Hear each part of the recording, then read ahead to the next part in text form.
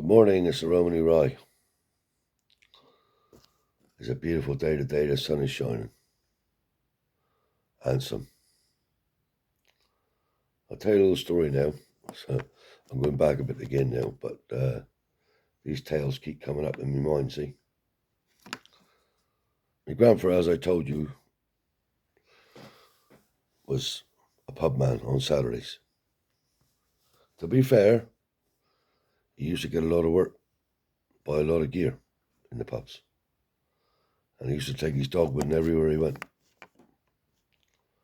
He had a dog called Teddy, a fucking old poodle. But that dog was his life.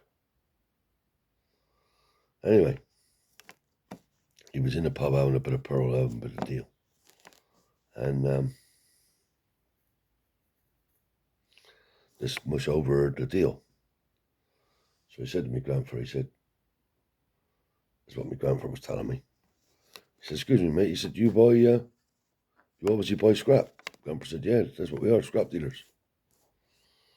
He said, well, I tell you what, he said, my brother, he said, works for a biggest old firm, them St. Ives. He said, called Braithwaite's. He said, they got 4 or 5 vans on the road. He said, but he can never get hold of the scrap. He said, because it all got to go back to the yard. He said, and they deal with it back in the yard. He said, maybe worth you calling in there. He said, you never know if you buy it. So my grandpa said, write the name down on that bit of paper, please. So I must wrote the name down. He put a bit of paper in his put, you see. So he comes home drunk. My grandmother starts on and see. But he used to say to him, there's only one fucking governor here. That's me. If you don't like it, fuck off. That's what he used to say to him. And he could only go so far, wouldn't he? Because he was a nasty old bastard for drinking. I've seen him fall out with a mole. And he only fought out with my mother, like, big time once. And she said to him, fuck you, I'm off. And then my mother said to my father she was leaving. We had to go, but I've told you that story. Anyway, he gets up on a Sunday morning. And I told you this before. I won't exaggerate, but I reckon that man had 20 or 30 dog ends in his pocket of his coat. He smoked a fag, he'd duffing out, put the dog end in his pocket for another day, or if he run out or whatever. Anyway, he gets up on a Sunday. Sure enough, he ain't got no fagsy, so he goes to his pocket, and there's the bit of paper. So he thinks back to himself. That's what he's telling me. Oh yeah, this is that plumbing company. This was on a Sunday. He said to me, right, tomorrow morning, he said, we've got to jump up, and we're off to St. Ives.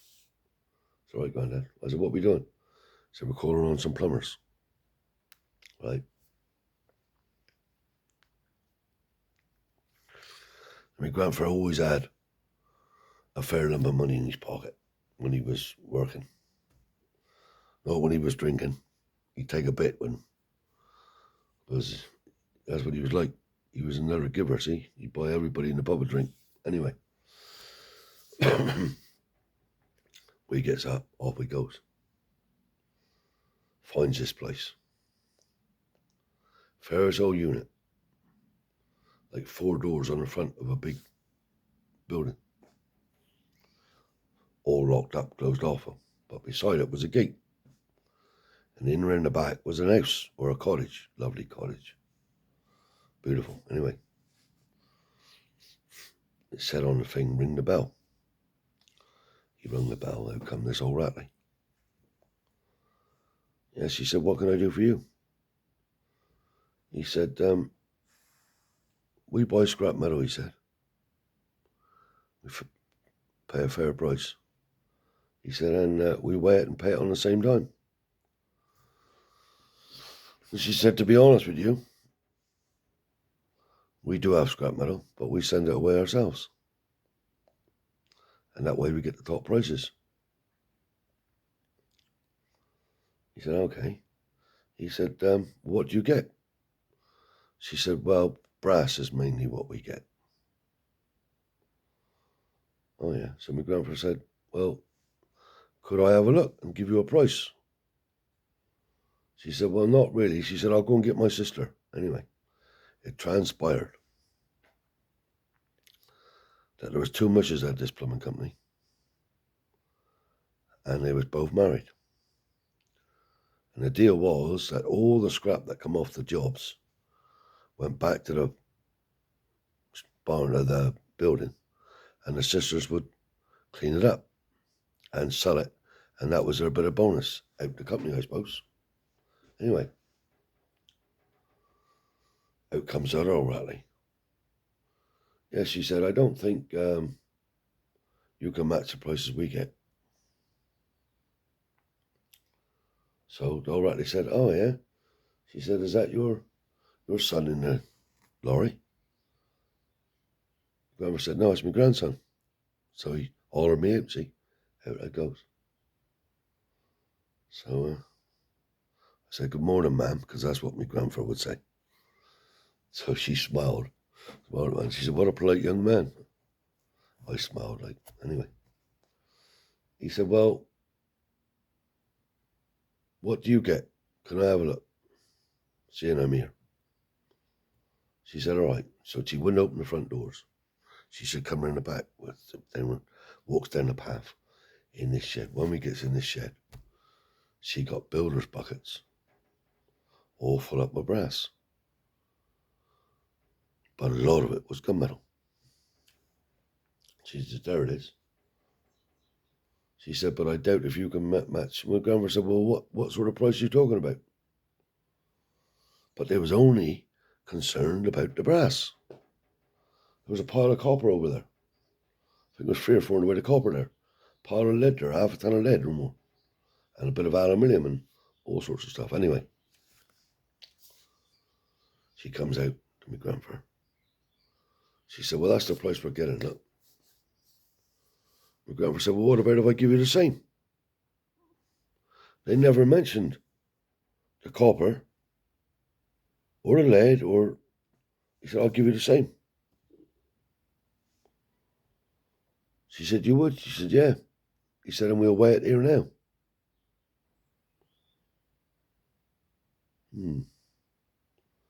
I don't know, she said. I don't know what my husband's going to say. My grandfather said, well, if I give you the same, what's the problem? And I'll pay you the cash. Oh, cash, she said. Yeah, she said. Pay the cash here now. And the old Ratleys was smiling at each other now. Oh, damn it, she said. We'll do it. So my grandfather couldn't do his weighing trick, see, because they was dead intent on. He said, well, go and get a pen and a paper, he said. I'll go and get my scales. Oh, no, she said, we've got our own scales here. He said, that's fine. Don't worry. So he said to me, get the bags out of the lorry, Claire. So I got the bags out of the lorry. Because Turners used to give us bags then. And I was holding the bags open like that, and he was tipping the buckets in. So we weighed it all up. And Grandpa said, well, that's bravery, and that's the copper tanks has got the elements in them and brass in them. And, oh, yeah, we understand that. We understand that. So they was just content with the brass. So we buys the lot, puts it on the lorry. The grandfather takes a wad of Wonga in his pocket like that, pays him up. I think it was like 450, 500 quid, which is a lot of money back then, I'm telling you. A lot of money. Anyway, I heard the conversation, see.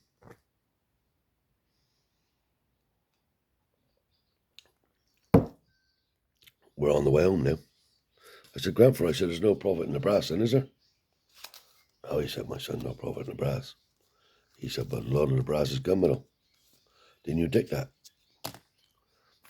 Tell you the truth, I wouldn't take any notice. That's another thing I learned, see. Never be too hasty. Never be too hasty to condemn something. He said, and we curled him on the weights on the copper, he said a bit. He said, and we had a lot of the copper, he said. Only a few bits and pieces on it. Anyway. Comes on. Now it's only lorry now, see. So, tells me grandmother what we done. And Tommy says, fat load of profit in that, isn't there? Being sarcastic, see. He said, why don't you keep your fucking nose out of it, he said. I know what profit's in that job, he said. Anyway. Next day, he pulls over to the fucking scales under the tree. But we always do. He had himself an old block, 56-pound weight, on the back of the lorry. Anyway, we weighed it all up. Time we sorted it all out, he knew what he made. He made himself 240 bar profit. So he said, no profit, eh, boys? He said, you fucking throw away more than I started with, he said. Anyway, that's what he was like. And we was going back there regular. About once a month, I suppose. But the old Rattleys was only fixated on brass. They didn't care about the lead, the copper, the alley, none of it. As long as they had the right money for their brass, they never ever mentioned anything else. It was Dinlows. But we went there one day, and one of the old Rattleys had passed on. And she said, I'm not dealing with it. She used to call me Grandfather Clarence then. I'm not dealing with it no more now, Clarence, she said. Mary's gone and I don't want nothing more to do with it, she said. And we never bought nothing else off them. Not one fucking stitch. Because the boys was having it then, see. And obviously the copper was a lot more than the brass, so. But what they done, and when they done it, was all spotless. But unbeknown to they was having the top money, but a lot of it was gunmetal. And yeah, we never had no more. So that was the tale of my grandfather in the pub and all the rest of it when we got dinner. But you know what? The old Rattleys, you know. Normally when I go with my grandfather, if I do a bit of work, the plumber or whatever it was would give you 5 shilling or some of them would give you 10 shilling. But they didn't give me 1 shilling. Never. Give you a cup of tea and a sandwich, but they wouldn't give you 1 posh. So anyway, that's bye-bye from the Romany Rye. I'll catch you later.